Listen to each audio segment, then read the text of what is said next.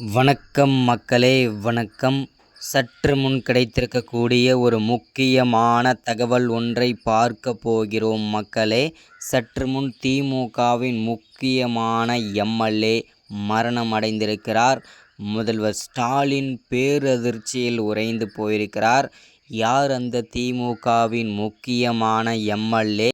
இந்த திடீர் மரணத்திற்கு யார் முழு காரணம் அப்படின்றத பற்றி தான் இந்த ஒரு காணொலியில் நம்ம தெளிவாகவும் துல்லியமாகவும் பார்க்க போகிறோம். இது உண்மை தகவலா இல்லை வதந்திகளா அப்படின்றத பற்றியும் தெளிவாக பார்க்கலாம்.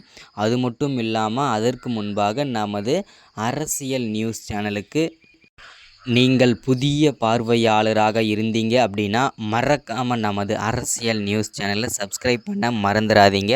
சப்ஸ்கிரைப் பண்ண உடனேயே பக்கத்திலே ஒரு பெல் பட்டன் வரும். அதை கிளிக் பண்ணி ஆளுன்ற ஆப்ஷனில் போட்டு வச்சுக்கோங்க. தொடர்ந்து நம்ம வீடியோ போட்டோம்னா உங்களுக்கு நோட்டிஃபிகேஷன் வந்துடும்.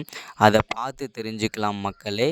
இன்றைக்கான அரசியல் நியூஸ் என்ன, இன்றைக்கான அரசியல் அப்டேட் என்னன்றதை தெளிவாகவும் துல்லியமாகவும் தெரிஞ்சுக்க முடியும் நமது அரசியல் நியூஸ் சேனலில். மறக்காமல் வீடியோவை லைக் பண்ணிவிடுங்க, மறக்காமல் வீடியோவை ஷேர் பண்ணுங்கள். ஓகே, வாங்க வீடியோக்குள்ளே போகலாம். சற்று முன்பு கிடைத்திருக்கக்கூடிய ஒரு முக்கியமான பரபரப்பான தகவல் என்ன அப்படின்னு கேட்டிங்கனாக்கா, திமுகவின் முக்கியமான எம்எல்ஏ மரணம் ஆயிருக்கிறதாகவும், அது மட்டும் இல்லாமல் மீண்டும் இடைத்தேர்தல் வரப்போவதாகவும் செய்திகள் வெளிவட்டாரங்களில் பேசப்பட்டு வருகின்றன மக்களே. இது உண்மை தகவலா இல்லை எதிர்க்கட்சியினால் பரப்பப்படும் வதந்திகளா அப்படின்னு கேட்டிங்கனாக்கா, இது முழுக்க முழுக்க வதந்திகளால் பரப்பப்படும் ஒரு செய்திகள் ஆகும் அப்படின்றத தெளிவாக இந்த இடத்துல நாம் உறுதிப்படுத்துகிறோம். திமுகவில் இருக்கக்கூடிய முக்கிய அமைச்சர்களும் சரி, மூத்த அமைச்சர்களும் சரி, முக்கியமான எம்எல்ஏக்களும் சரி, யாரும் மரணிக்கவில்லை. இது முழுக்க முழுக்க வதந்திகள் அப்படின்றத இந்த இடத்துல நம்ம தெளிவாக உறுதிப்படுத்திக்கிறோம்.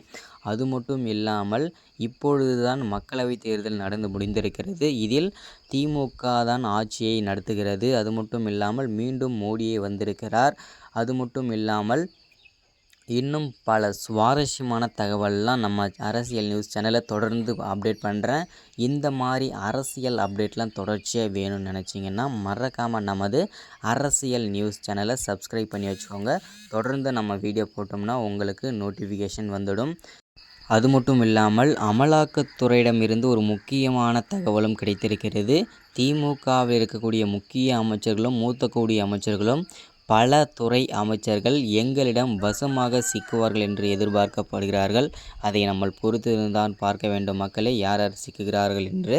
ஸோ இதுதான் இந்த வீடியோவில் நம்ம அப்டேட்டை கொடுக்கறது. தொடர்ச்சி அப்டேட் பண்ணுறேன். மறக்காமல் சப்ஸ்கிரைப், லைக், ஷேர் பண்ணுங்கள். தேங்க்யூ.